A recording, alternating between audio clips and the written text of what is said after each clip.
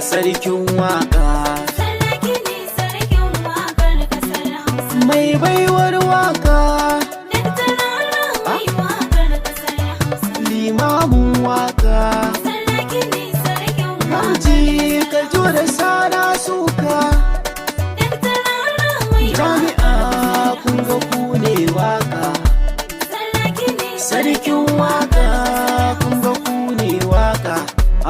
Dan ka mutum waka rara a barwa waka waka. Gangaren gan kafu gwani layin ka mu dai mun butini. Dr. Dauda rara dan ka hutu sarki kuma gwani.